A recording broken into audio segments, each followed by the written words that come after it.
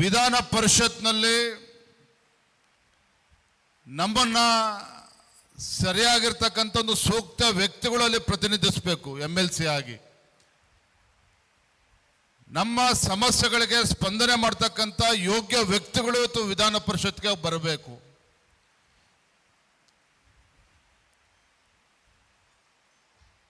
ಆದರೆ ಇತ್ತೀಚಿನ ದಿನಗಳಲ್ಲಿ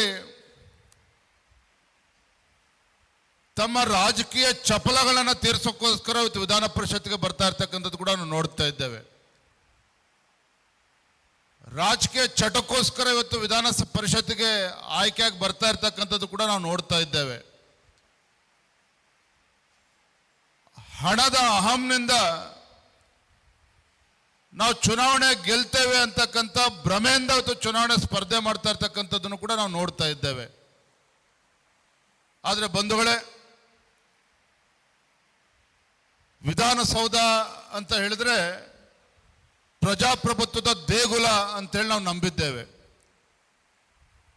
ಈ ನಾಡಿನ ಆಗು ಹೋಗುಗಳ ಬಗ್ಗೆ, ನಾಡಿನ ಜ್ವಲಂತ ಸಮಸ್ಯೆಗಳ ಬಗ್ಗೆ ಸಮಗ್ರವಾಗಿ ಚರ್ಚೆ ಆಗಬೇಕು ಅಂತ ಹೇಳಿದ್ರೆ ಆ ಪ್ರಜಾಪ್ರಭುತ್ವದ ದೇಗುಲದಲ್ಲಿ ಯೋಗ್ಯ ವ್ಯಕ್ತಿಗಳು ಆಯ್ಕೆಯಾಗಿ ಬರಬೇಕು ಅನ್ನುವ ಅಪೇಕ್ಷೆ ಜನಸಾಮಾನ್ಯರದ್ದು.